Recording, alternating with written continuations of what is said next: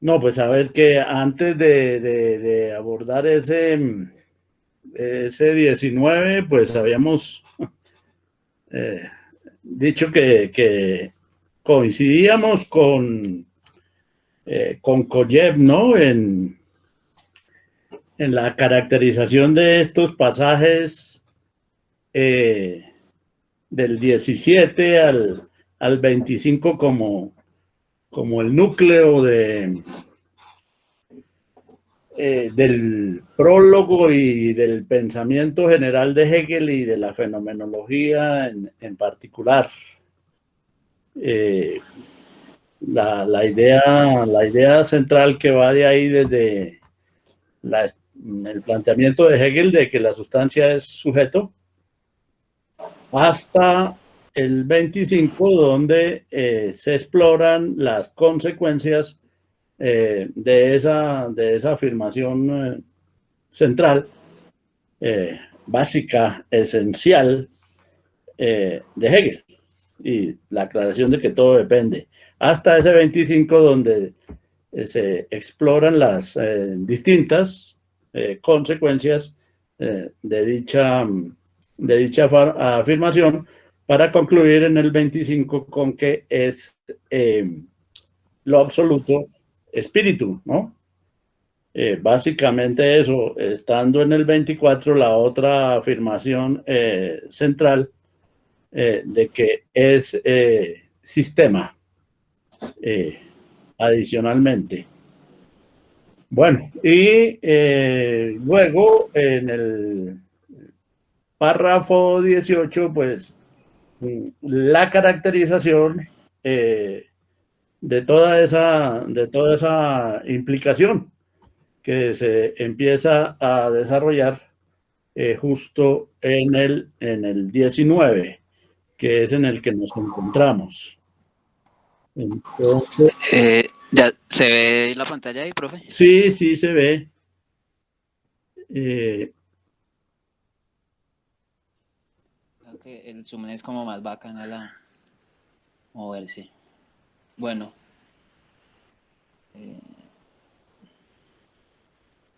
Más adelante, a ver, en la página 16 de esa edición.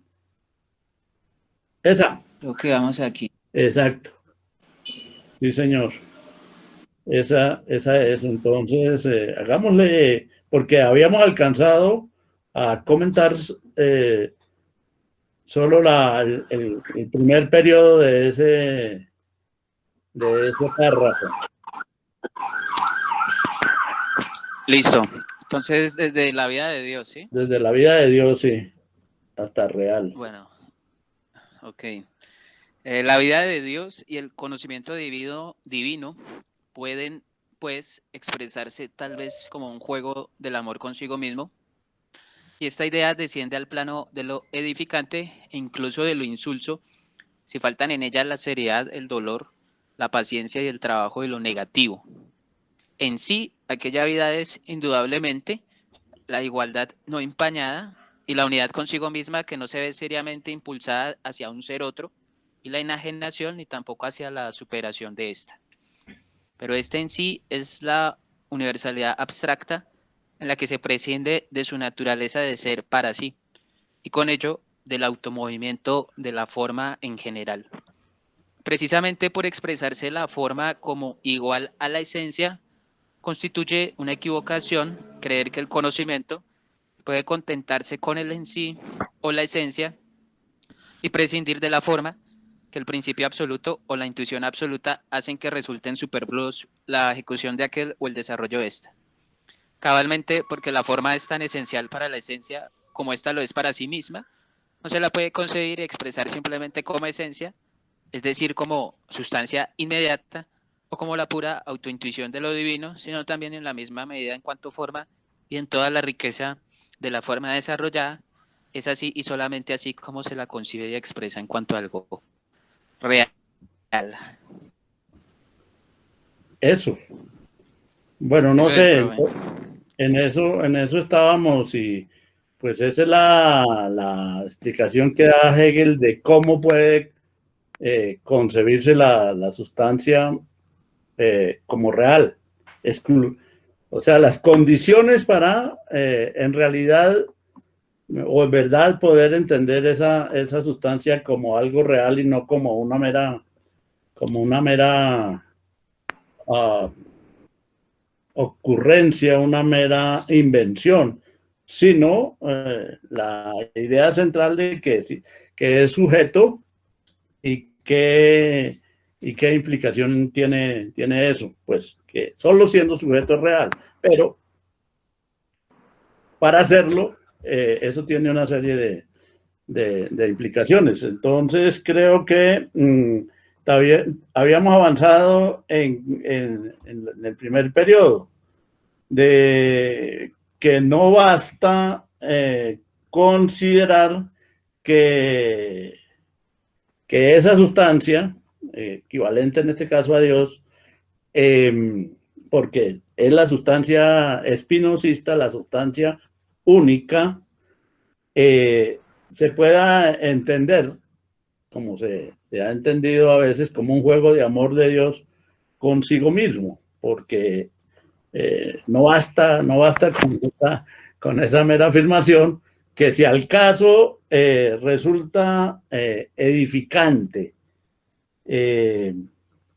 porque faltan ahí los aspectos centrales precisamente del que van a caracterizar lo que es el espíritu, que se afirma en el párrafo 25 como conclusión de todos estos párrafos. Llamar la atención también ahí, y lo habíamos hecho, es simplemente que estamos resumiendo lo de la sesión pasada, que Hegel siempre ha tenido una animadversión a entender la filosofía como algo edificante. La filosofía y los pensamientos que en ella se trabajan. O sea, en última instancia, se trata de, creo yo, de situarse en el plano espinosista de la comprensión, ¿cierto? De que el objeto de la filosofía como tal es la comprensión de lo que es y no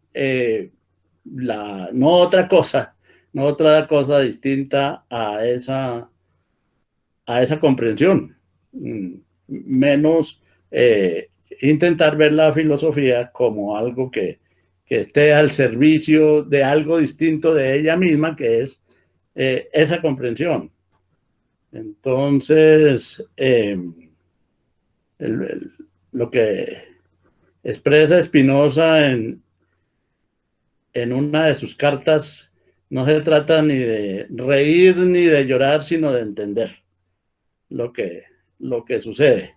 Esa es una característica básica. Y precisamente lo que hay que entender son las determinaciones del espíritu, la seriedad, el dolor, la paciencia y el trabajo, que en este caso no dice Hegel ahí aún del espíritu, sino dice de lo negativo. Y ahí está también una parte interesante en la interpretación de Kojev de caracterizar eso negativo pues como el núcleo, como el centro de la dialéctica hegeliana, y que lo lleva pues a postular que el papel de lo negativo lo desarrolla en el marco de la sustancia precisamente el hombre. Creo que ahí en ese punto estamos. En lo que sigue, no sé si pues alguien quiere decir algo o proseguimos mirando los otros aspectos. Ya se había dicho algo Profe, yo tengo una pregunta. Sí. Que ven ahí, profe, esto, pues mirando como el inicio ahí del párrafo en el que se empieza a establecer como esa discusión, yo diría con la religión, ¿no? Por un lado, y tal vez con el modo en que ese mundo religioso, digamos, usa o hace manejo de la negatividad, digámoslo como que. Mi pregunta iría más bien, profe, para que usted nos explique un poco el tema de qué papel va a jugar o juega la religión en el ámbito de la fenomenología en general, ¿no? Que ciertamente pues va a apreciar Hegel, digamos, no esa visión, digamos, unilateral propia de la ilustración, ¿no? Que él también la pone allí como que en algún momento el profesor lo explicó el año pasado, frente a esa abstracción de considerar a la religión simplemente como una falsedad, digámoslo, vacía por la cuestión de la fe, que va a ser opuesta a la razón, como ese fundamento de la ilustración. Pero en Hegel va a empezar como a adquirir una investigación diferente sobre este tema, ¿no? Digamos, aquí, digamos, esa sería como mi pregunta, profesor, como qué papel va a empezar a tener este tema de la religión, y sobre todo porque va a marcarse como una figura de la conciencia, ¿no?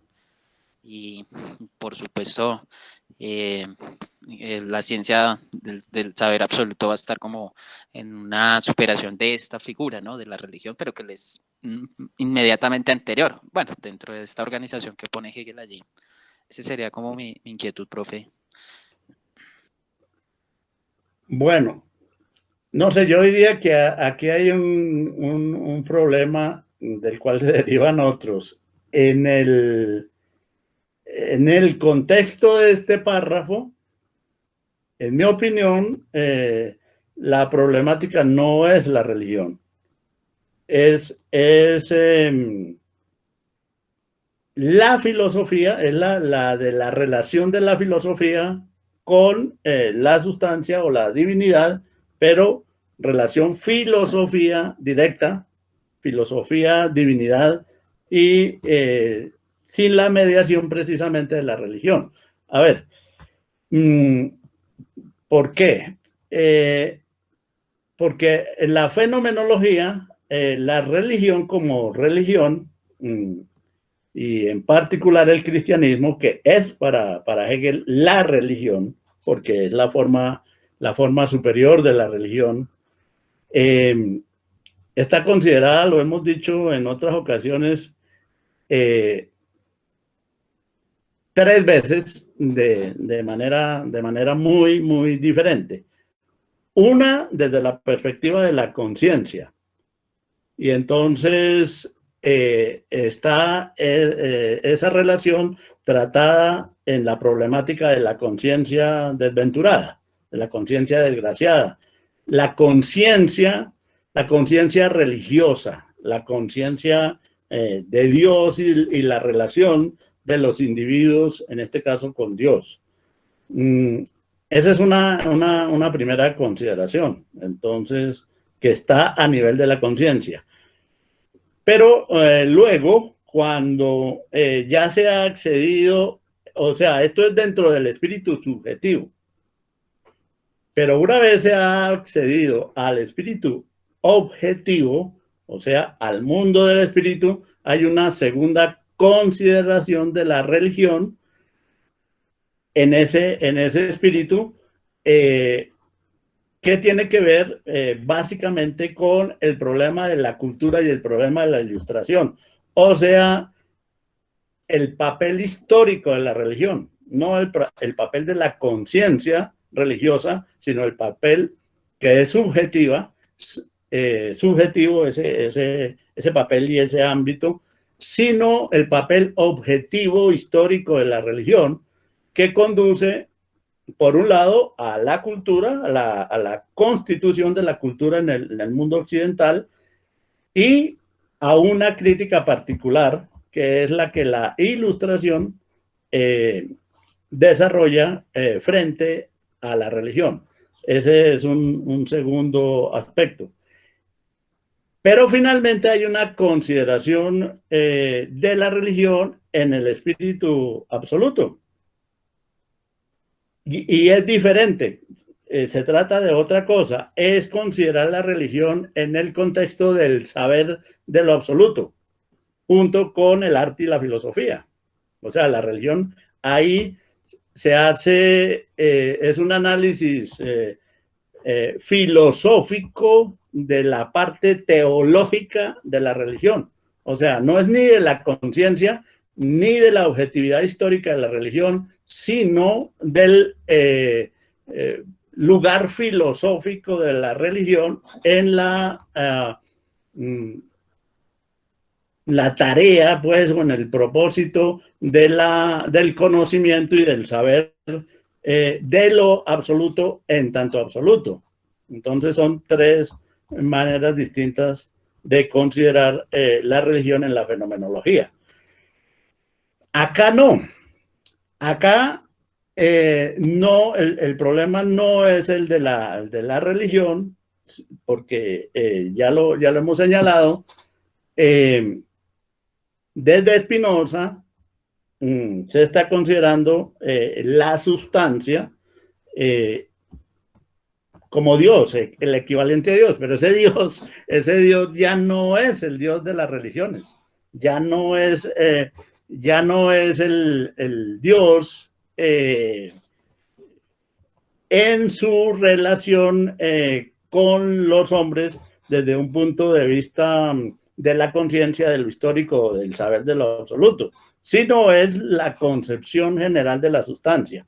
Y a ese Dios al que se menciona aquí, el que se refiere aquí en este párrafo, y se refiere también en el párrafo 17, es el de la sustancia. Entonces no es el de la problemática religiosa. Entonces eso sería lo primero que habría que aclarar. Por supuesto que fíjense cómo se entremezclan, pues, de todas formas se tienen que entremezclar, mientras que la sustancia se homologue, como lo hizo Spinoza con Dios, pues va a generar este tipo de relaciones, pero ya no es una relación de religiosidad en el sentido de que es lo que une a los hombres en torno a la divinidad y establece las relaciones entre esos hombres y esa divinidad, pero esa divinidad precisamente tomada como algo ajeno, distinto o diferente a los hombres. Acá no, aquí ya el problema, si hay alguna relación con la religión, podría ser con la parte final de la fenomenología. Ese es un aspecto, pues, de esos que cabría destacar, de manera que aquí en este párrafo, mi opinión es que no es ese Dios al que se menciona ahí, es un Dios filosófico, que no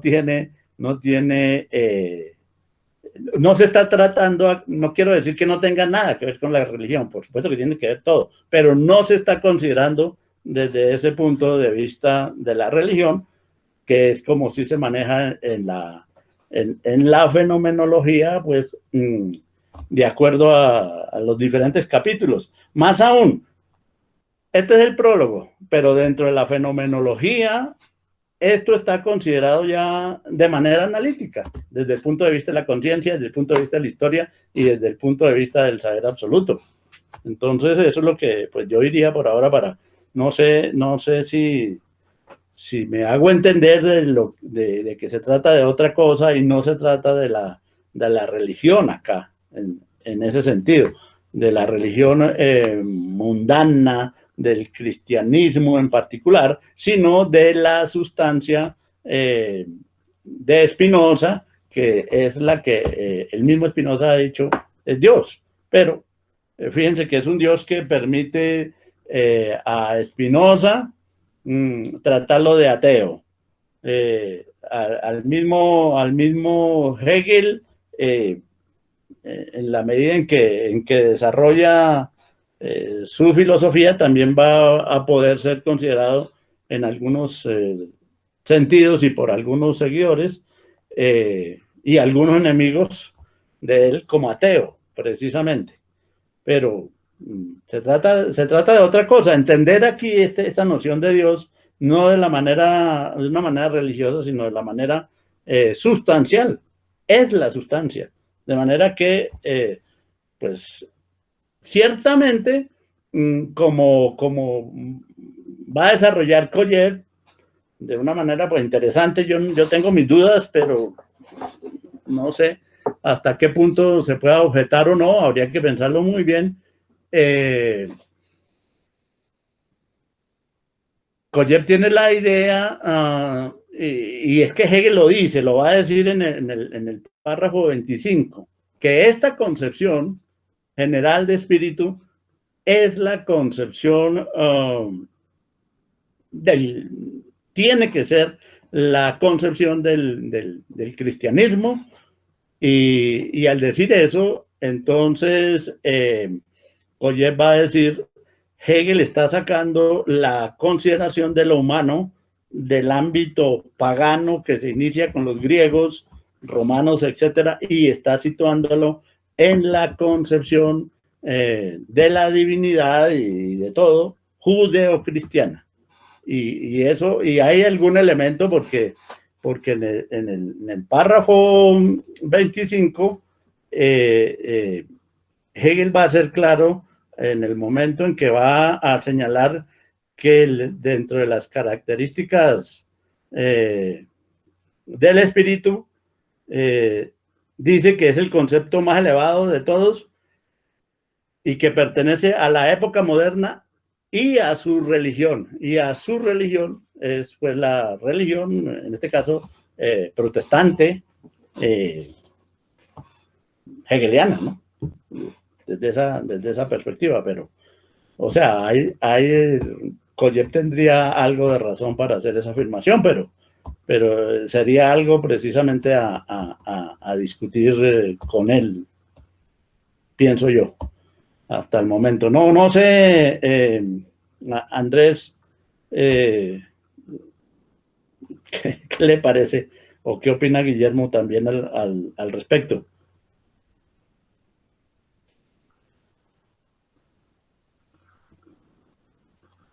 Yo quería decir algo muy chiquitín ahí y creo que puede ayudar a responder también a ese enredo, y es, bueno, la primera parte, sobre todo la primera parte del párrafo, parece una afirmación de los primeros 3 capítulos de la Ética de Spinoza. Y lo que podríamos hacer para evitar el enredo es cambiar el concepto de Dios por el de naturaleza y leerlo como si fuera naturaleza de ahí para adelante. Eso creo que puede ayudar a, digamos que a solucionar algunos enredos generales que pueden haber ahí. Claro, hay muchas más cosas de fondo, pero eso puede, digamos que, satisfacer la necesidad de lo que tenemos ahorita para un tiempo tan reducido como el de clase. O bueno, para el de esta reunión. Sí, ahora, la dirección es esa.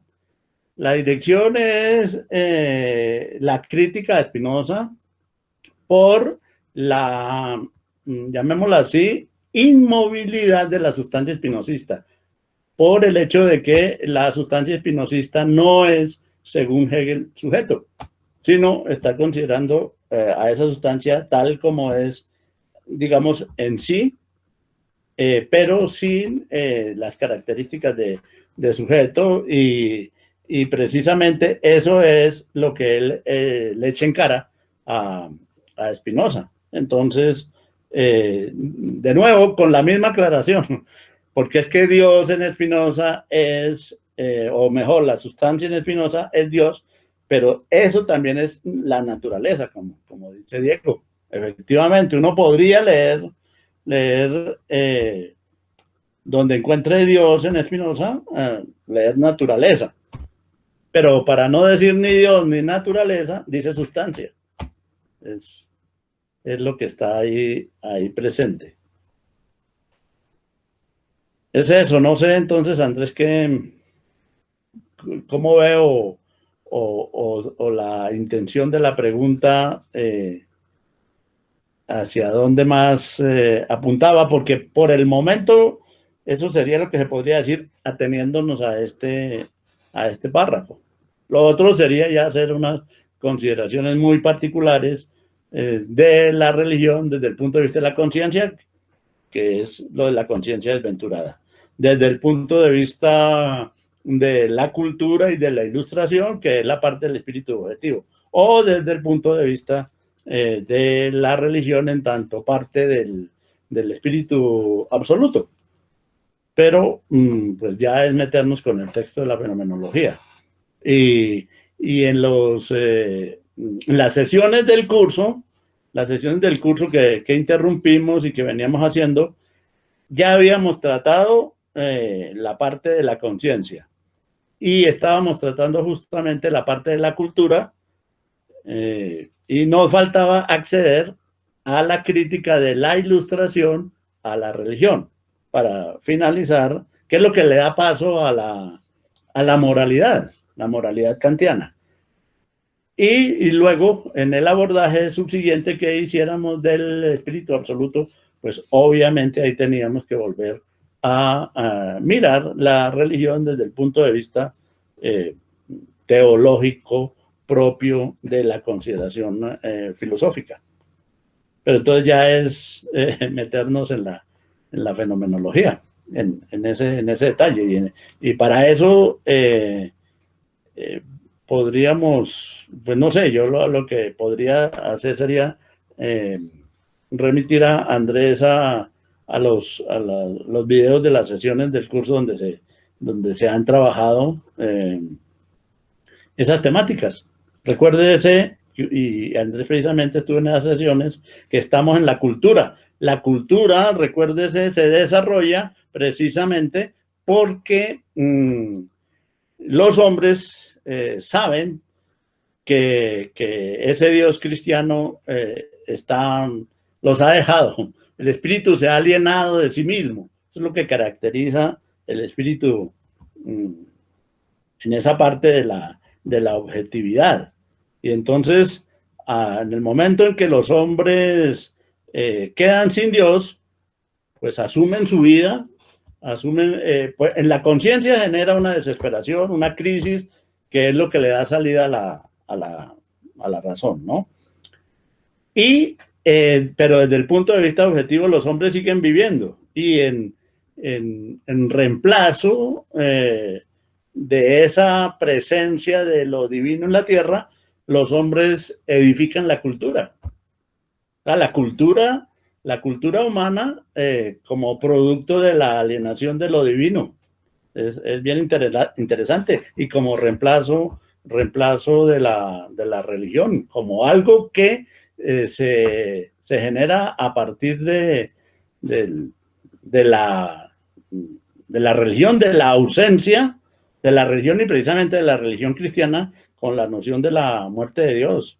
Entonces, frente a eso queda una, en principio no de la muerte propiamente, pero sí de la separación con Dios, y lo que queda es el desarrollo de la cultura. Los hombres de todas formas tienen que seguir viviendo, dice Hegel, y seguir trabajando, y entonces ahí construyen la cultura.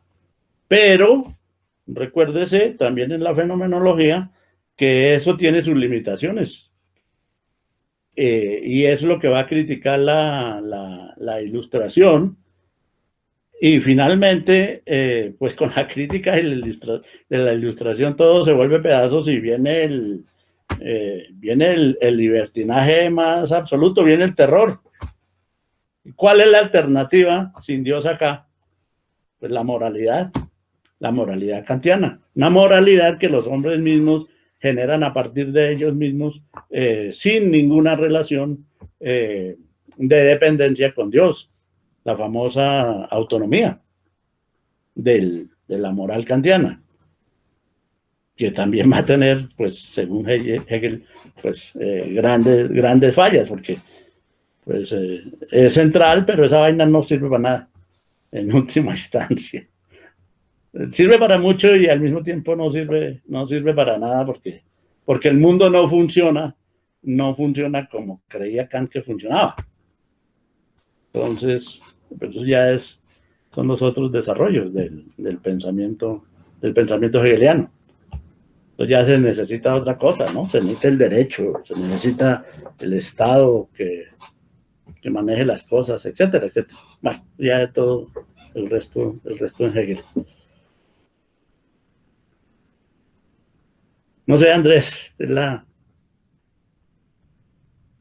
la inquietud que me queda al respecto.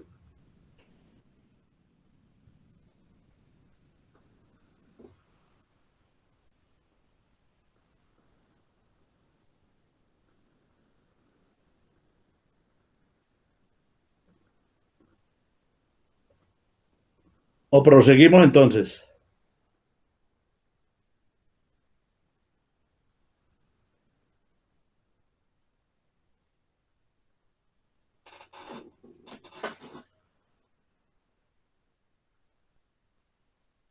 ¿Mm? Guillermo, Carlos, que está acá hoy de... No, yo creo que prosigamos porque creo que la explicación fue suficientemente amplia. Bueno, entonces seguimos y ahora, pues yo sé que sí quedan inquietudes ahí que hay que desarrollar más adelante. Lo que yo diría es que los párrafos que quedan, los párrafos, no, perdón, los periodos de este mismo párrafo hay que seguirlos mirando y son importantes. Entonces decíamos que Hegel argumenta que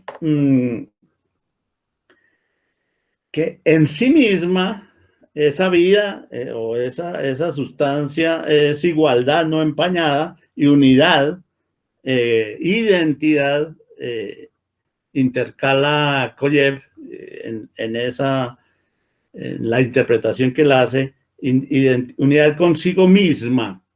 Pues esa unidad consigo misma sería la identidad. En mi opinión es lo que Koyev interpreta ahí como identidad, aunque no en este párrafo, porque también hemos señalado que Koyev se salta este párrafo y lo considera como una mera nota explicativa y considera que el más importante es el párrafo 20, ¿no?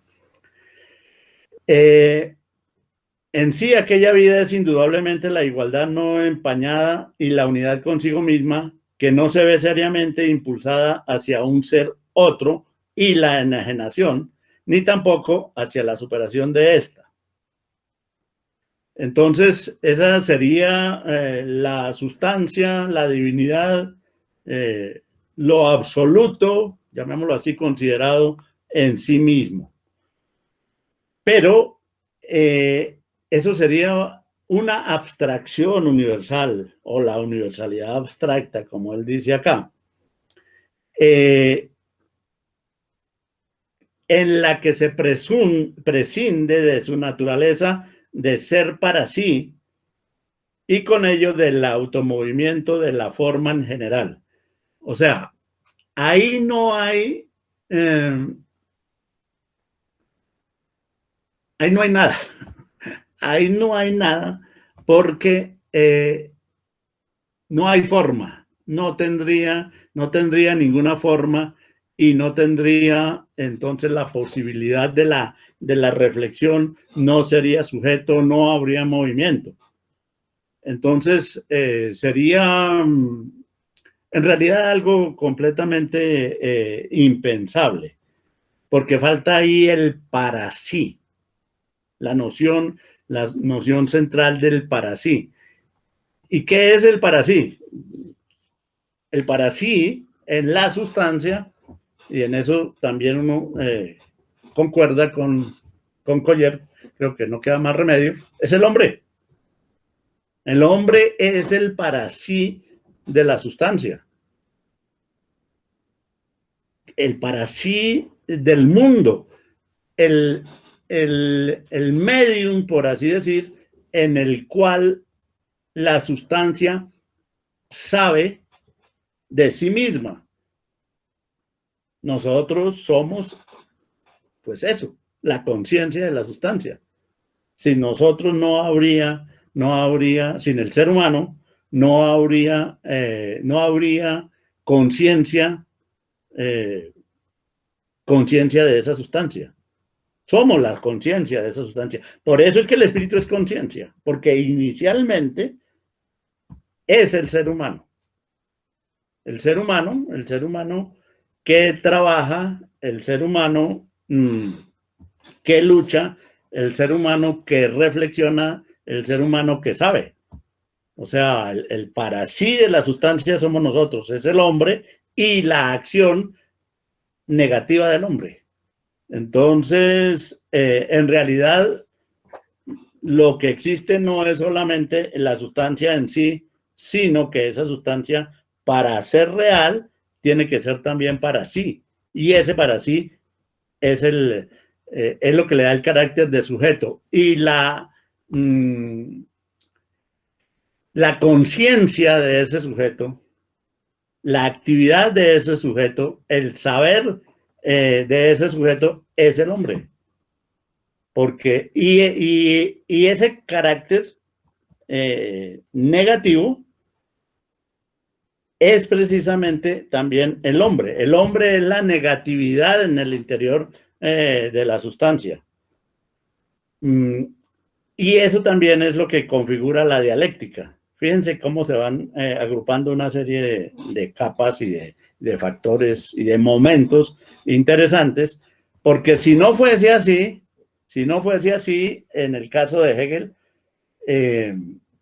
estamos entonces, y si hablásemos de dialéctica, la dialéctica sería un movimiento de la naturaleza. Caeríamos en lo que se le ha criticado a Engels, precisamente una dialéctica de la naturaleza, o sea que la naturaleza por sí misma es ella dialéctica, el hombre no cuenta ahí, el hombre está envuelto pues en esa dialéctica de esa naturaleza, pero la dialéctica es de la naturaleza y es ajena al hombre. La posición de Hegel, que me parece a mí que en eso también Collier tiene razón, es que no. Lo que es dialéctico en el interior de la naturaleza es precisamente el hombre. Es el que confiere el para sí a la sustancia. La conciencia de la sustancia somos nosotros. No hay conciencia, en el interior de la sustancia al margen de los hombres. Haciendo algún paralelo con Heidegger, pero ahí no, el asunto no es dialéctico, pero recuérdese que en Heidegger el hombre es como el lugar donde el ser es una especie de claro dentro del ser, donde el ser, dijésemos, se ilumina a sí mismo. O también, como diría Sartre, nosotros somos como los huecos de un queso. ¿Sí?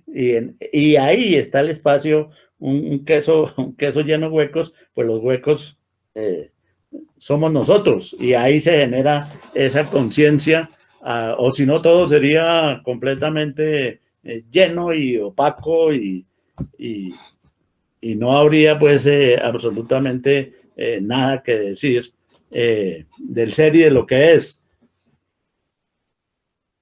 A mí, sin embargo, lo que más me llama la atención es la identificación de ese para sí con la noción de forma. O sea, en el para sí está la posibilidad de la intuición, captación, realización, movimiento de la forma. Y entonces ahí se me hace absolutamente clave ese pasaje por la forma, y ¿y por qué? Por eso digo, no, se me hace también muy raro que Colleva haya dejado eso de lado, porque si algo caracteriza al ser humano, en principio, es precisamente la conformación, separémoslo con guión, conformación de lo que es la interpretación de lo que es en función de la forma, a través de la forma y gracias a la forma, ¿no? Y ahí me parece que lo que está presente, pues ahí sí no se menciona, pero sí ya es una visión que yo estaría dispuesto a defender, es la importancia absolutamente central de Platón, quien fue quien captó por primera vez la importancia, la significación absoluta de la forma, que en griego se llama idea, ¿no? Pero es que recuérdese que esa noción de idea que Platón comete, pues ¿cómo llamamos? El error, si se quiere, pues llamémoslo así, pero eso es algo más profundo que un error, es otra cosa, de hipostasiar e independizar las formas, que es lo que significa idea, y darles una consistencia, una existencia, una sustancia, una sustancialidad propia. Ahí es donde viene el problema, pero es que a mí me parece que tenía como toda la autoridad por un lado para hacerlo, porque al respecto pues es el primero en darse cuenta, y segundo, pues que está obligado prácticamente a hacer eso, dado el desarrollo previo que había alcanzado la geometría en Grecia. En todo caso, en adelante, y es lo que está diciendo aquí Hegel, nada se puede pensar y entender sin la forma. ¿Y la forma de qué? La forma, o sea, la sustancia se expresa a través de la forma. Es la forma, ¿no?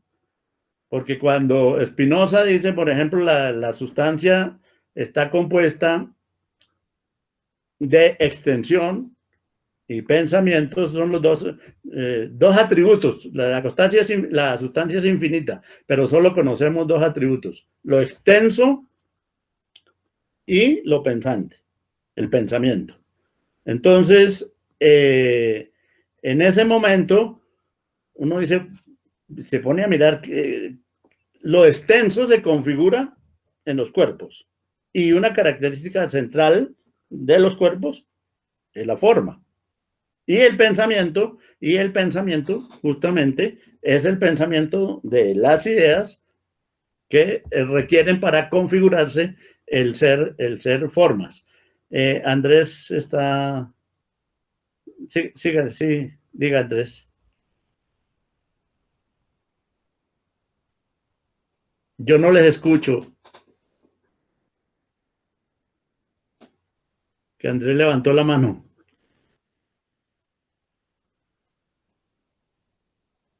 Andrés. Sí, no se está escuchando. El micrófono. El micrófono lo tiene abierto, pero no se oye la voz de él. No sé si tú me escuchas, Guillermo. No escucho.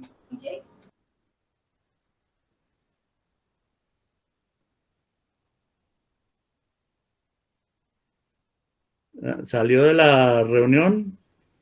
Seguramente sale para volverse a conectar. Ah, sí. ¿Aló? Sí, ahora sí. Buenas tardes, profe. No, pues me llama mucho la explicación, digamos, de esta situación en relación con la noción de forma, del concepto de forma.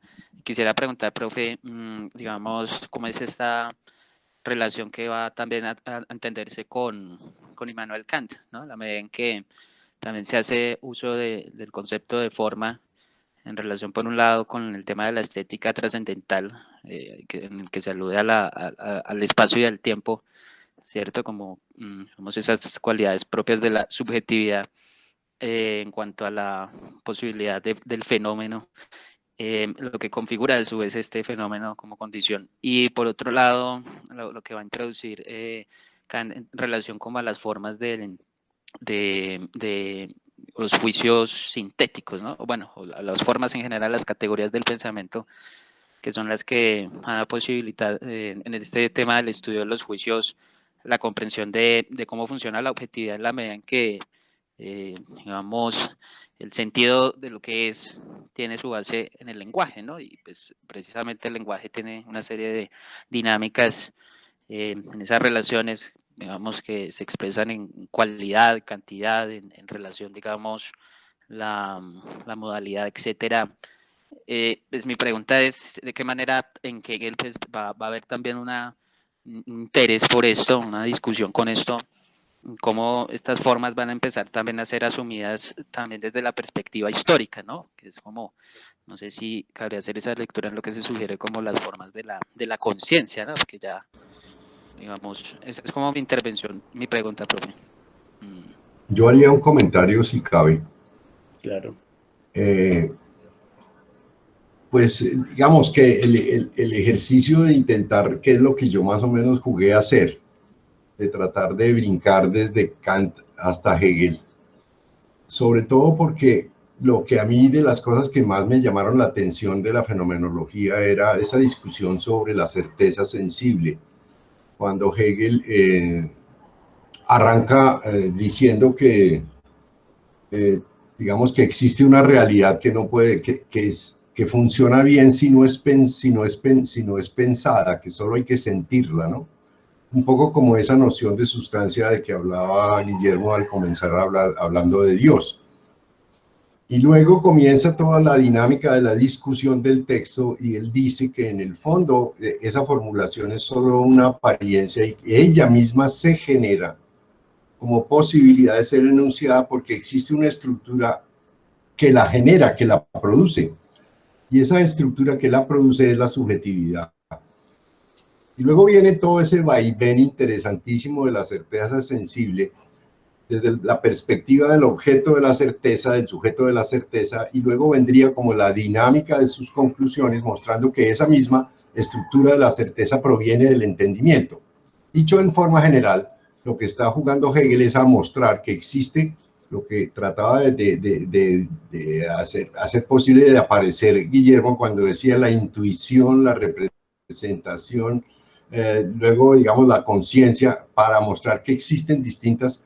En el fondo era porque él no quería decir las figuras de la conciencia, sí, pero la estructura está montada sobre esas dinámicas de la asignación cada vez más universal y más dinámica y polémica que genera la estructura de los juicios que había encontrado Kant sin duda, pero que no eran dinámicos, o sea, y que parecían estarse refiriendo solo a las ciencias básicas y no a la naturaleza de todo lo que el ser humano objetiva en general, incluyendo la obra de Dios, que también puede ser objeto de estudio, ¿no? Es decir, un poco eso también pasa con Hegel, que se desacraliza la dinámica anterior y se convierten las formas en una estructura, casi que en una fuerza productiva, pero que no solamente, como en el caso de Kant, genera una objetividad, sino que existen niveles y clases y grados de esas formas que van produciendo lo que históricamente va a determinar Hegel como las posiciones del pensamiento frente a la objetividad, es decir, distintos momentos grandes que se pueden identificar en la historia del pensamiento humano y que corresponden a acentos que producen los distintos pensadores desde los griegos hasta su tiempo y que han organizado una manera de proceder en el lenguaje para determinar y designar ciertas cosas. La reconstrucción de todo eso, la puesta de una manera orgánica de todas esas dinámicas de la designación y de la objetividad, pues va a ser un poco el ejercicio de orden de la fenomenología, en donde las formas son precisamente lo esencial, porque son las formas las que van haciendo las distinciones de aquello que, siendo al iniciar abstractas, van llenándose de cualidades y se van ampliando hasta tener una mayor capacidad de determinación de lo real. Eso pensaría yo de una manera general. No sé si hay alguna objeción o si piensan ustedes que habría una manera distinta de pensarlo.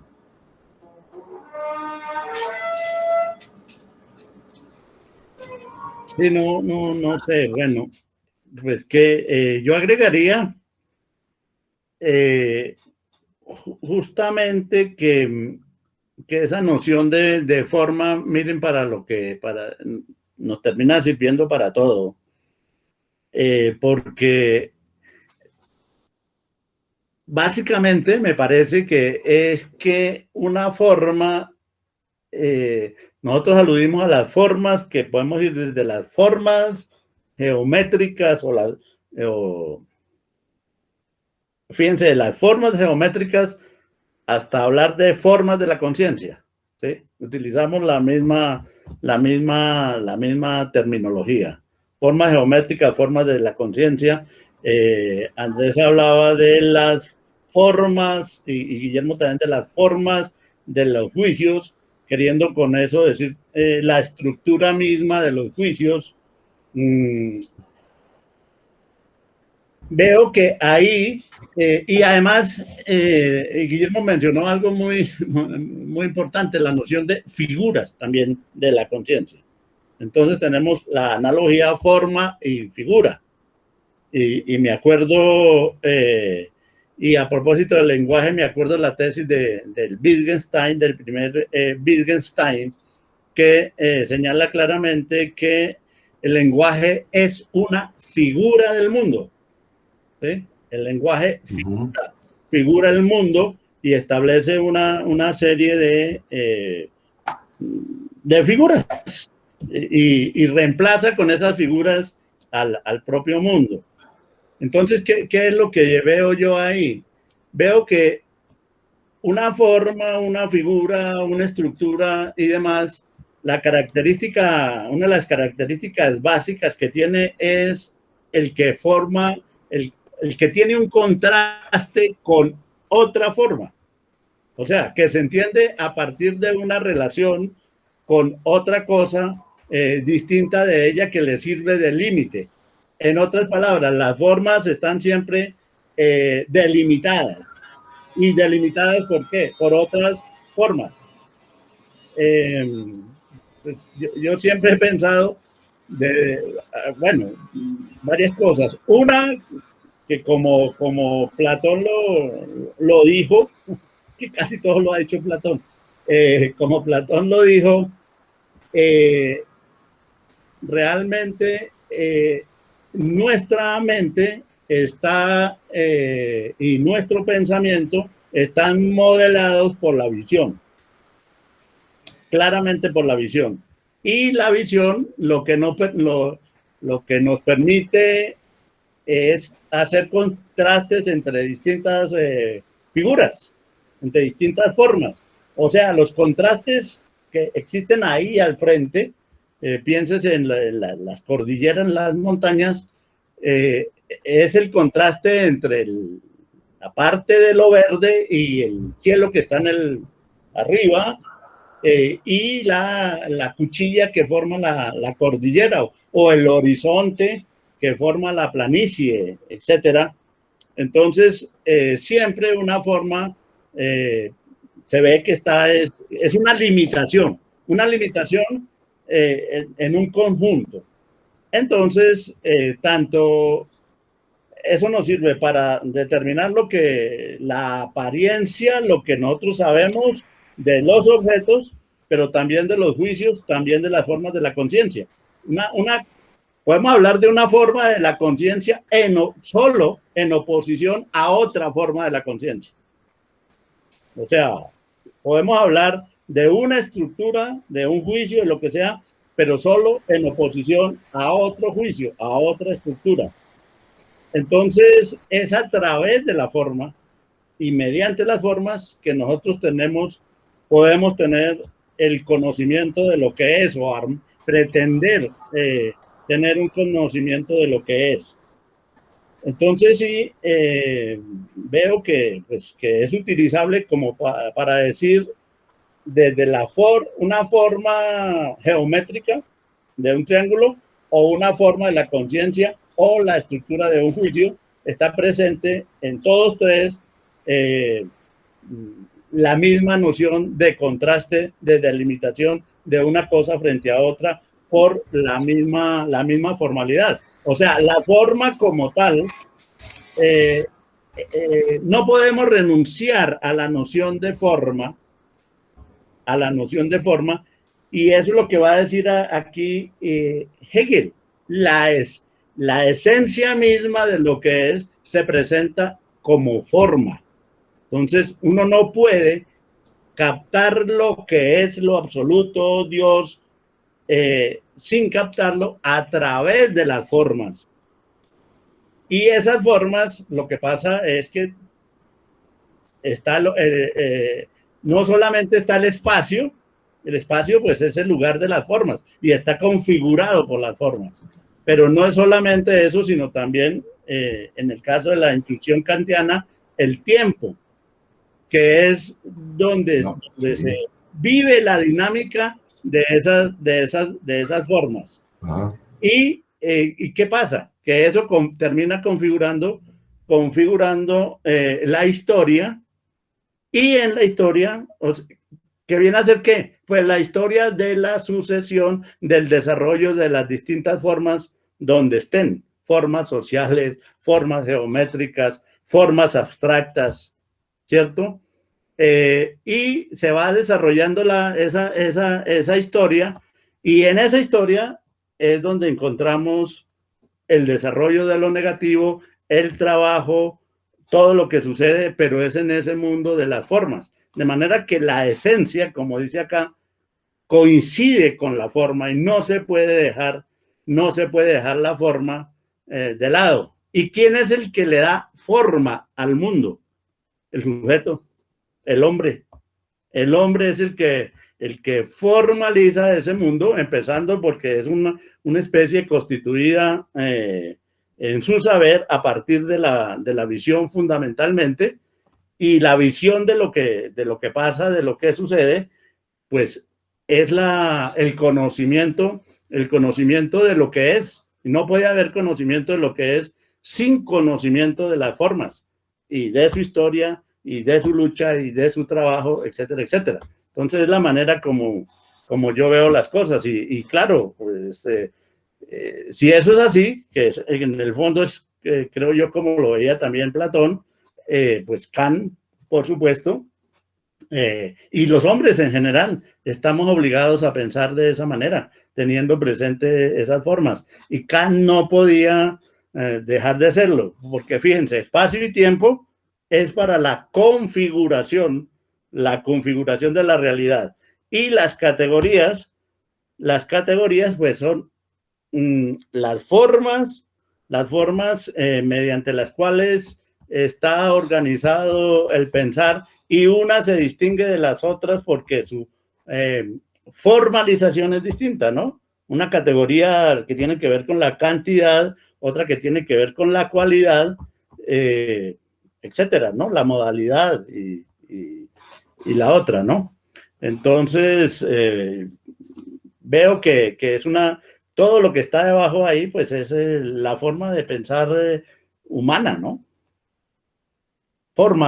Y al decir forma de pensar humana, estamos justamente retrayendo lo humano, el pensamiento humano, a una particularidad cerrada, forma humana de pensar, en contraste con otras posibles formas de ver el mundo o de vivir en el mundo que pueden tener otras especies. Entonces, sí, eso sería lo primero. Lo segundo es que sí, el lenguaje está edificado a partir de esas formas y sobre esas formas. Claro, y en ese sentido es interesante lo del primer Wittgenstein de interpretar el lenguaje como un proceso de figuración del mundo. El problema es que él le mete, funde ahí completamente esto con la lógica, y después se da cuenta de que ese proceso de figuración del mundo pues va más allá de la lógica, o por lo menos no obedece a las normas completas de la lógica, tal como él lo había considerado en su primera etapa.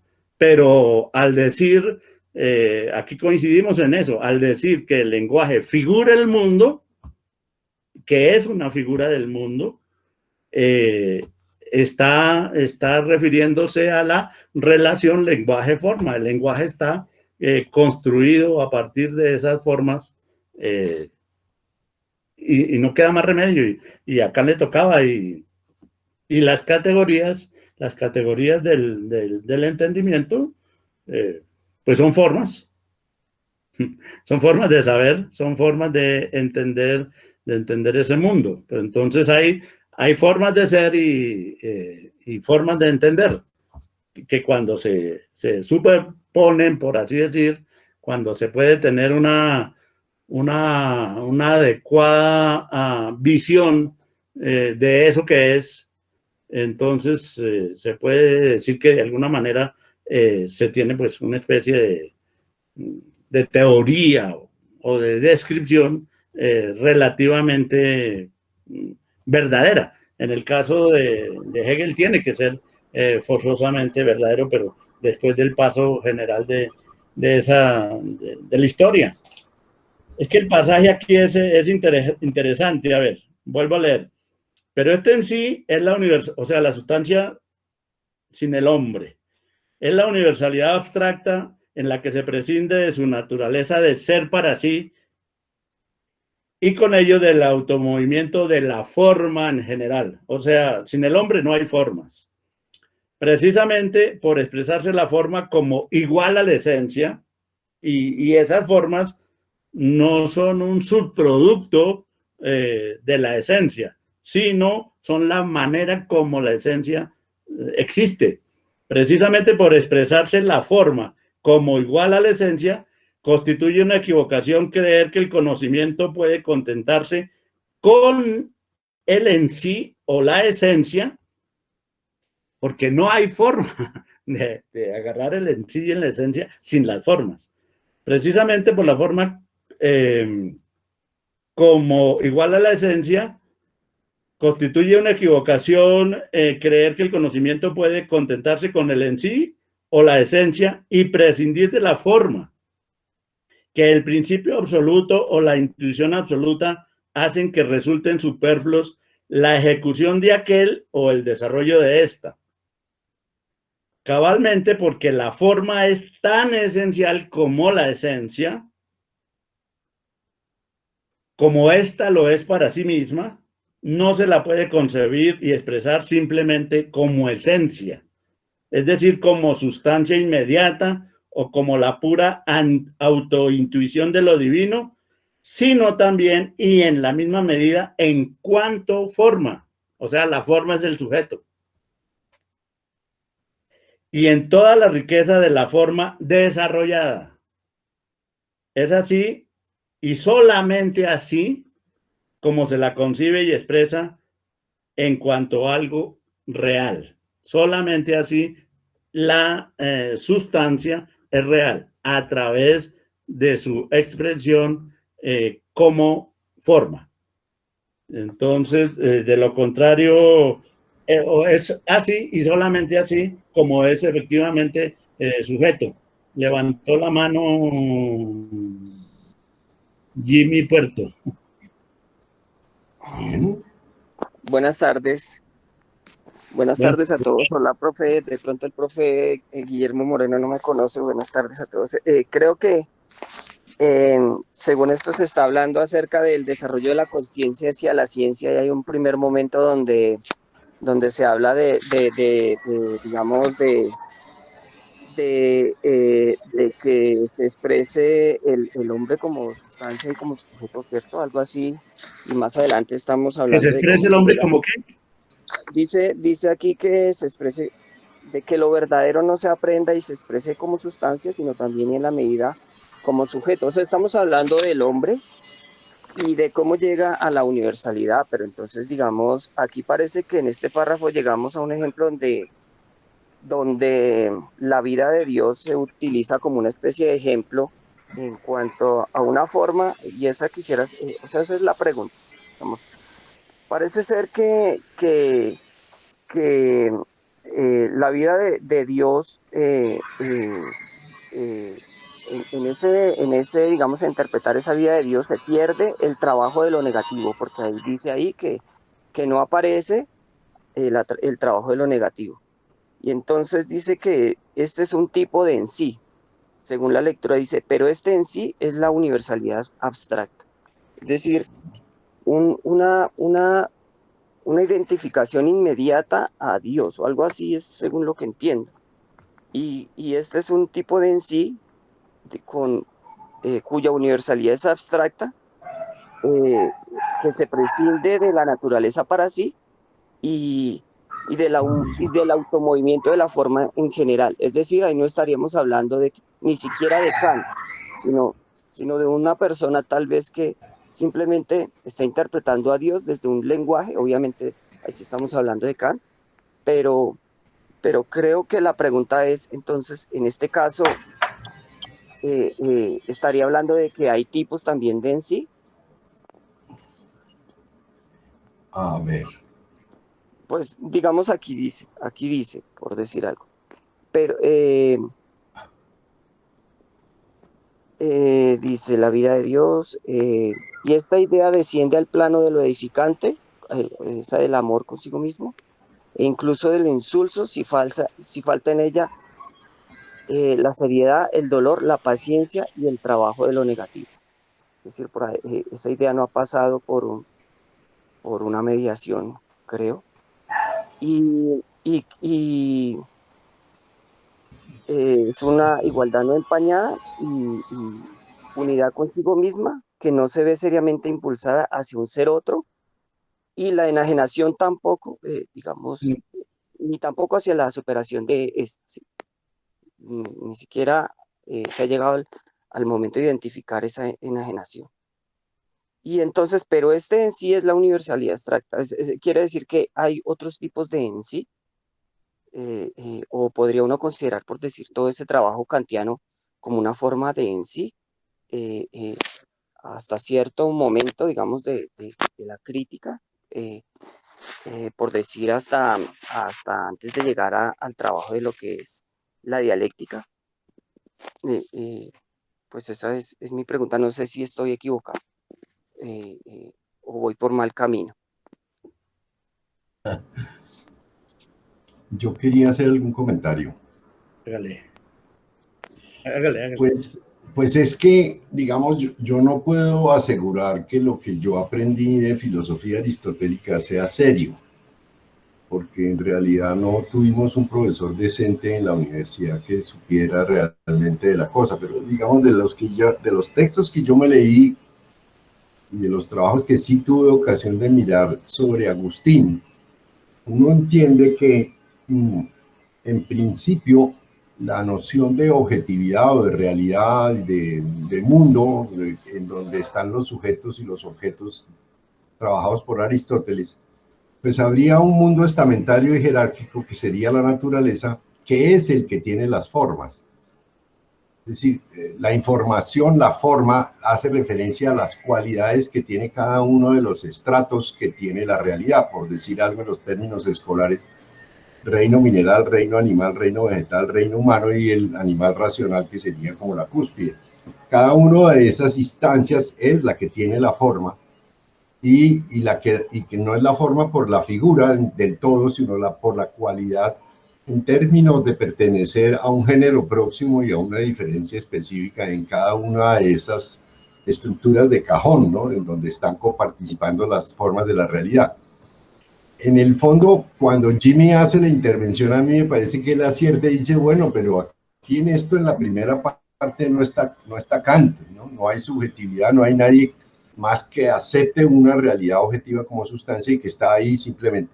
Pero a mí este párrafo me parece absolutamente extraordinario en todo sentido, porque fuera de ser apretado es una maravilla, porque no solamente llama a la seriedad, el dolor, la paciencia y el trabajo de poder superar esa definición o esa forma de expresarse la vida de Dios en términos de un objeto de estudio, porque no es aquí la religión, sino es un objeto filosófico que sería Dios como sustancia. Pues lo interesante es que dice él que no se ve impulsada hacia un ser otro, es decir, como que el proyecto de la dinámica precisamente del saber humano estaría designado para superar la limitación de sus propias designaciones y mirar, conocer es meterse en el ser otro de las cosas. Hay un apartado de Hegel donde dice algo así como esto, es decir, enajenarse en un sitio para luego desenajenarse, ¿no? Por eso hace ese término de ser otro y la enajenación, en el sentido de que en buena parte la historia del pensamiento, al asignar cierto tipo de lenguajes y al designar cierto tipo de determinaciones, se pierde en los objetos que quiere señalar, y dice él que ya en este ejemplo no hay subjetividad, no hay el comportamiento de las reglas de quien designa, que en el fondo es la parte activa, que sería el para sí, ¿no? Y por eso es bien interesante cuando dice del automovimiento de la forma en general, como si la figura del automovimiento fuera precisamente perderse, ser otro en un momento dado, enajenarse y la superación de esa ser otro y de esa enajenación. Es decir, la dinámica de la dialéctica estaría montada sobre esa estructura compleja de negar, de establecer, digamos, distintas etapas en las que la conciencia se sabe autoengañada por sus propias decisiones, y en un segundo momento, o tercero, o cuarto, o el que sea, o el que se necesite, va variando esto en este comportamiento íntimo de la misma conciencia, que sería el automovimiento de la forma en general, que sería casi que un patrimonio humano, el ser contradictorio. El hombre por naturaleza no es religioso, es contradictorio, ¿no? Es digamos, es el automovimiento de sus propias contradicciones la que lo lleva a mostrar que, para el caso de Kant, es clarísimo que todo lo que ha construido no es el producto de la esencia de la naturaleza y de las figuras designadas por Aristóteles como sustancias en las cosas, sino que es incluso extraordinario imaginar que él diga que el tiempo y el espacio no están en las cosas, sino que son formas puras de la intuición, o sea, capacidades humanas para temporoespacializar desde la perspectiva del sujeto. Y las categorías serían formas en las que nosotros acentuamos, privilegiamos, mostramos cierto tipo de acentos sobre de qué manera los juicios intervienen en la designación de algo que queremos, por un lado, saber y de alguna manera modificar desde nuestra propia perspectiva. Es decir, que ese automovimiento de la forma en general está mejor entendido en Hegel que en Kant, que simplemente se limita a iniciar el proceso de esa dinámica del enajenarse y del ser otro, porque la subjetividad no se refiere a algo distinto que no sea la naturaleza, que es el ser otro. De alguna manera es un caos para Kant, pero la conciencia intenta determinar sus regularidades, y con eso, a pesar de que pueda perderse en la naturaleza en una etapa, se sabe que él es el que produce la designación, y por lo tanto el para sí es parte de sus atributos, ¿no? de su manera de proceder. Diría yo un poco en ese sentido, me parece que este es uno de los párrafos más apretados, interesantes que tiene Hegel, de las partes cada vez más complejas que hemos leído. Sí, yo agregaría que cuando él dice en sí, no es que esté pensando que haya otros en sí y haya escogido entre esos otros sino es un recurso lingüístico. En la otra traducción dice tal en sí, o sea, ese en sí al que se está refiriendo, no porque haya otros, sino el en sí en general, que es el de la sustancia. No es porque la duda que yo le veía a Jimmy es que si acaso hay otros en sí, puesto que dice que en sí, y no se refiere a otro en sí, no. Este se refiere al que acaba de enunciar, que es la sustancia, que es el en sí universal. No hay otro fuera de ese, para para aclarar esa inquietud. Carlos. Guillermo, yo estaba pensando y creo que de pronto podemos terminar saltando o alguna cosa así, pero se me ocurrió la pregunta, si la esencia coincide con la forma y la esencia se manifiesta en tanto formas, inmediatamente en mi cabeza saltó el problema del arte. Es decir, cómo el arte y esa tensión que después se va a expresar un poco en Teodoro Adorno entre contenido y forma, empieza a aparecer ahí. Y cómo el arte es una manifestación, y tú lo decías en alguna clase alguna vez, todo arte es pensamiento o el arte hace pensar y provoca el pensamiento, que también es la configuración de lo que tú habías dicho. ¿Cómo se ve esto aquí en este capítulo, en esta noción de forma? ¿Cómo se podría pensar ahí? A ver, sí, es saltar, pero bueno, puede ser pertinente el saltico desde que no sea muy largo acá. Sí, a mí me parece eso muy acertado. Es más, incluso hoy día, en relación con eso que señala Carlos, que yo había afirmado años atrás, en que una de las características fundamentales del arte y por las cuales el arte era en que hacía pensar, obligaba a pensar.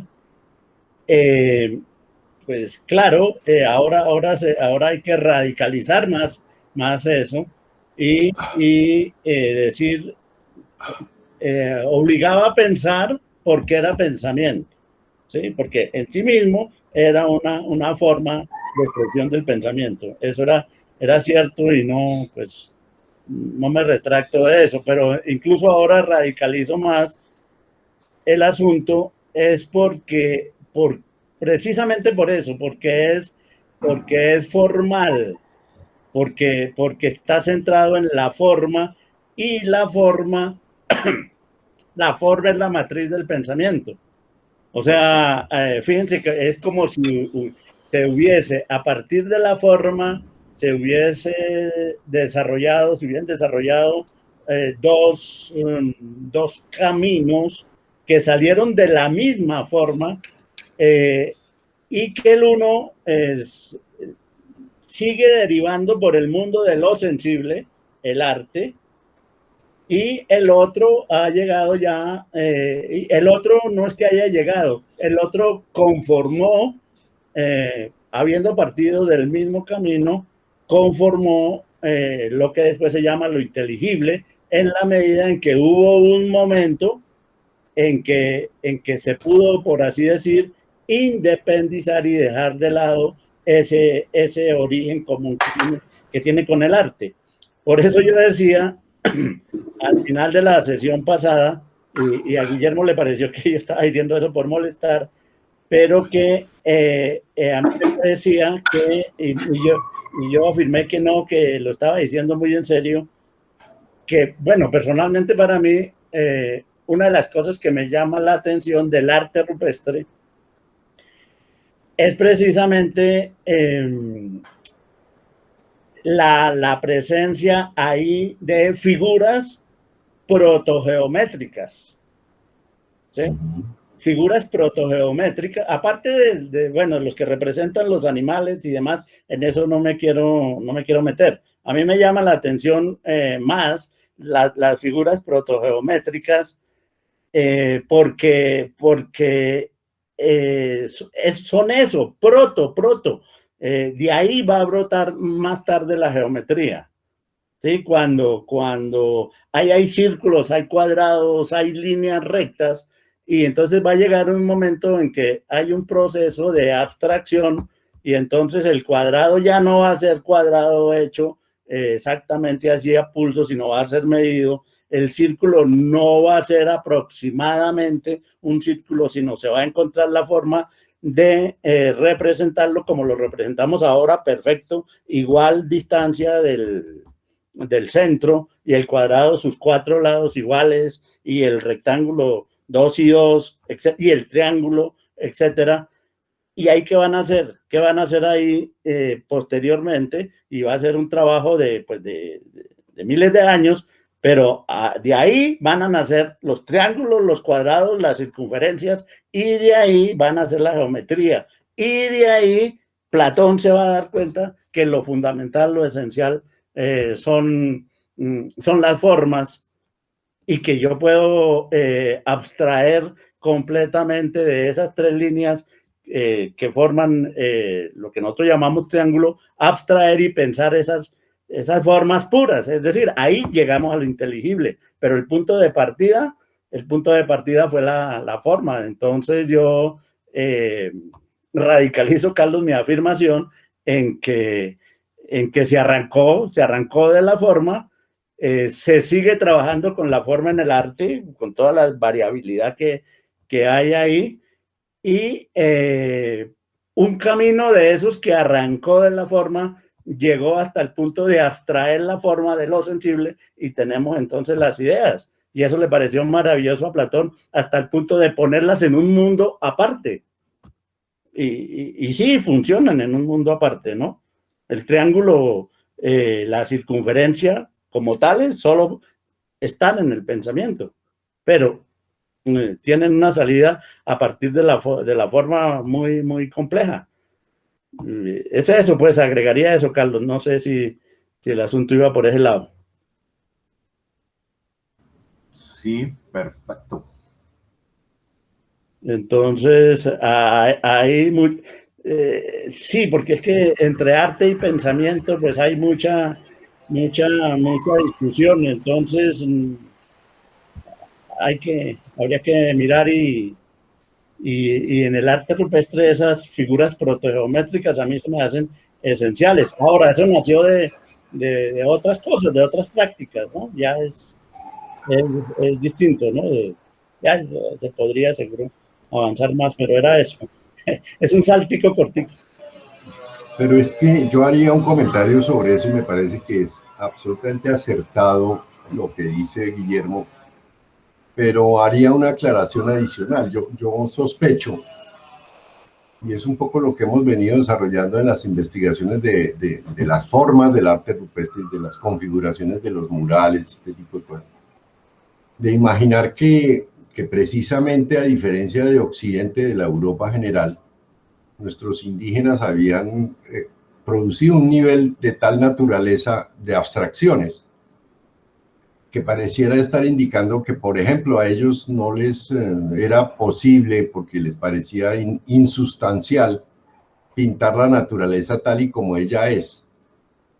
Igual que lo que uno observa cuando en las casas campesinas las ventanas son muy pequeñas. Pues son pequeñas porque si alguien quiere ver el campo, pues abre la puerta y se sale de la casa. Es lo mismo, sí, ahí está la naturaleza y es obvia. Pero a nivel del pensamiento, los indígenas al parecer llegaron a tales niveles de formalización que yo me sospecho que en algunas de esas protogeometrías o figuras que llamamos sintéticas o figuras del comportamiento formal casi geométricas o pseudogeométricas, lo que hay son elaboraciones intelectuales sobre el fundamento, sobre el origen de sus propias realidades. Y ahí sí la lectura pues es un complique, porque no nos quedaron vestigios que se puedan jalar para poder establecer esos vínculos. Pero no hay ninguna razón para que no sean de esa manera. Yo recuerdo unas fotografías que hizo Koch Greenberg en la Amazonía, donde hay unos niños que están jugando con unas piolas, con unos hilos. Con esos hilos hacen figuras. Y el uno le muestra la figura al otro y otro llega y le jala la piola para tal lado y hacen otras figuras. De tal manera que hay un ejercicio formal de esas líneas de los hilos que parecerían representar cosas que dentro de la cultura, lastimosamente, Koch Greenberg no preguntó qué querían decir, que si eran al tiempo juegos o al tiempo realidades que se representaban de los pensamientos que tenían los indígenas sobre realidades ideales tan abstractas como las que pudo tener Platón.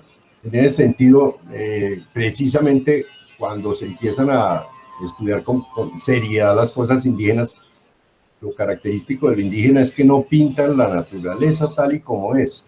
Bueno, tampoco en Europa se hizo. Solo hasta llegado el Renacimiento empezaron a pintar, a simular la pintura de la geometría que hace la perspectiva para simular el volumen. Pero las pinturas antiguas, prehistóricas, es decir, el bisonte y el mamut, no son naturalistas porque primero no hay piso, no hay árboles, no hay pajaritos, no hay ríos, solo está puesta como en un espacio suelto el bisonte. Y lo otro es que, según los últimos estudios, tampoco pueden ser consideradas como figuras primitivas, porque no lo son. Es decir, hay una elaboración del lenguaje, son las elaboraciones intelectuales de los hombres del Paleolítico frente a los animales reales. Entonces hay muchas cosas que se empiezan a discutir y que son muy interesantes y que tienen mucho que ver con la discusión sobre la forma y sobre la configuración del arte, por supuesto, y que nos tocan muy de cerca a nosotros que nos dedicamos al asunto de las piedras y los indígenas de nuestras regiones. Sí, no, yo lo que afirmo pues lo hago desde mi ignorancia total de eso, pero a mí sí me llaman la atención poderosamente esas figuras hechas con líneas, como cuadrados, como círculos, y se me hacen... ahí está la base para el desarrollo de la geometría posteriormente, protogeométricas, son claramente para mí protogeométricas. El que hasta dónde se haya podido llegar, pues ese sí es el problema de la ausencia de la escritura. Entonces, tal cual. O sea, de una sobreformalización del lenguaje, que es lo que viene a hacer la escritura, que es una forma sobre la otra forma, sí. Porque eso es lo que se va dando, y si no se tiene eso, pues no se puede dar razón de lo demás atrás, ni se puede enganchar una cosa con otra, etcétera, y seguramente, pues porque no hay sociedades unificadas, pues no se necesitó esa escritura ni lo suficientemente amplias. O sea, una tribu de cazadores nunca necesitó la escritura para nada. Se comunicaban así. Pues no, yo me limito únicamente a la idea de que en algo que nosotros hoy vemos como un cuadrado, es el origen después del cuadrado geométrico, sin ninguna duda, me parece a mí. Y la importancia y bueno, y los griegos trabajaron y desarrollaron eso mucho, pero todo eso que hicieron los griegos, es Platón el que se da cuenta de la importancia tan grande que hayan podido llegar a hacer lo que estaban haciendo. O sea, Platón, como buen geómetra, capta la esencia misma de la geometría. Es eso lo que yo quería señalar, nada más. Vale, perfecto, me alegro mucho. No sé, entonces, pues ya llevamos como el tiempo suficiente por hoy, ¿cierto? Porque 5:42. Entonces, levantó la mano que Andrés y cortamos por hoy ahí, pero ahí vamos avanzando poco a poco. Andrés. Ok, profe. No, pues una breve pregunta, pues algunos aspectos que me llaman también la atención del párrafo y con relación a lo que se ha mencionado, esto también como este carácter o esa relación que va a tener este tema de la forma con la noción de lo irreal, ¿no? O también como de lo que es la igualdad no empañada, que va a estar aquí presente, que tiene que ver como con esa consideración también del ser otro, ¿cierto? Eso que también menciona el profesor y que considero yo también alude, digamos, como en esta preocupación de Hegel a la existencia de una, o más bien a la manifestación de una negación del mundo para el sujeto o la afirmación de una realidad que niega al hombre, ¿no? De tal forma que podríamos decir que tal vez la propuesta, en este caso de Hegel, es como dar cuenta de de esas formas del pensamiento que en esta exposición que él hace en general de lo que es la conciencia, también se indica como esa necesidad de apropiación de esa realidad que de manera inmediata parece como algo ajeno al hombre y que lo domina, ¿no? Y que lo somete, ¿no? Entonces, manifiesta Hegel en algún momento también en la fenomenología que el conocimiento de esas formas es lo que permite la comprensión de lo real, pero en tanto esas formas están, digámoslo, asociadas a un reconocimiento cada vez mayor de la subjetividad, ¿no? Y pues, digámoslo, la propuesta quizá final sería como que el conocimiento de esas formas y el reconocimiento de esas formas que han sido de enajenación, ¿no? En la que el individuo finalmente, como lo dice el profesor, construye ese proceso, pero en el camino del proceso mismo se olvida ese carácter de la subjetividad.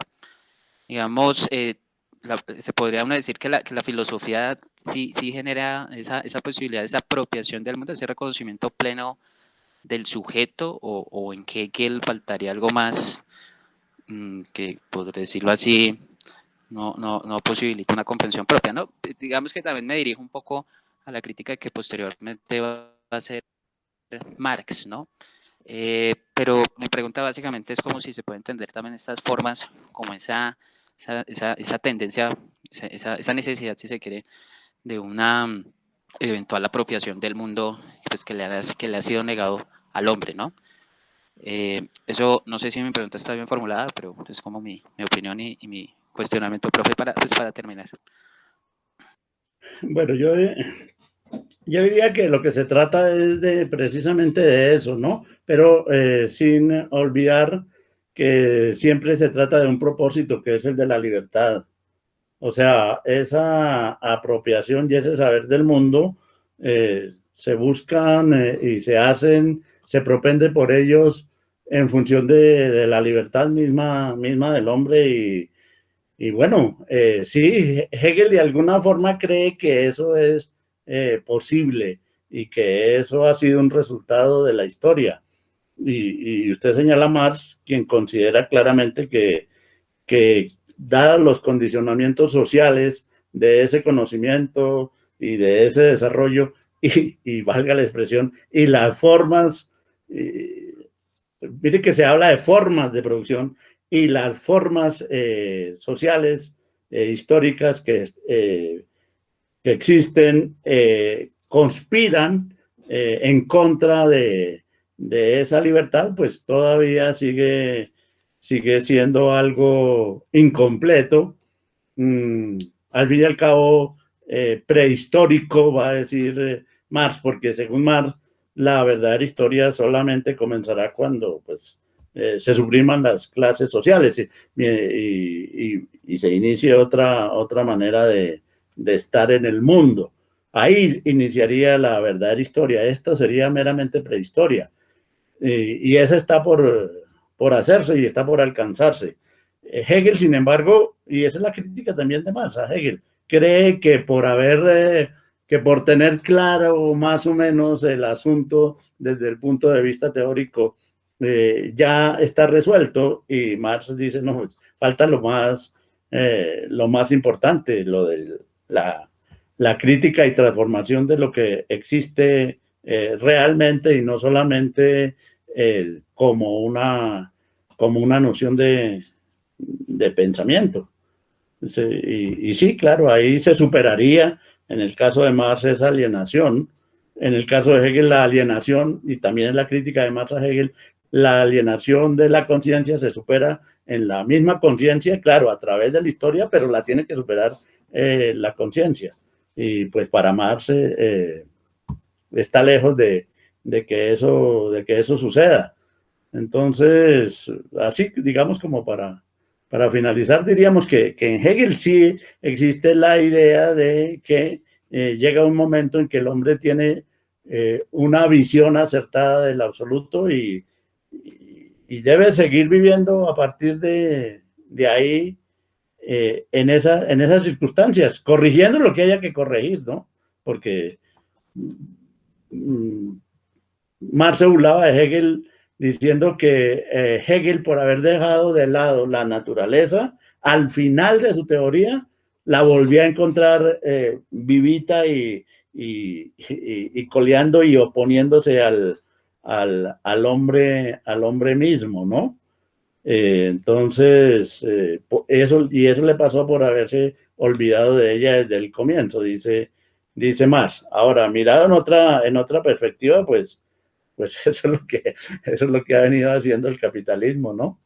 Recuerden un pasaje que yo leí aquí de Cioran respecto a Hegel, que él afirmaba que el hombre solo sería plenamente libre cuando tuviese determinarse todo lo que estuviese a su alrededor, pero que justamente cuando el hombre estuvo en capacidad de hacer eso es cuando menos libre está. O sea, el hombre lo que ha hecho a lo largo de la historia en esa perspectiva es construir su propia cárcel, ¿no? Es algo así, quitarse algunas libertades, pero es otra perspectiva, ¿no? Muy, muy interesante para mirar más adelante. Sí, ya por hoy, dejémoslo ahí y pensamos en eso más bien. Cierto. Chao, Guillermo. Bueno, buena tarde, Guillermo.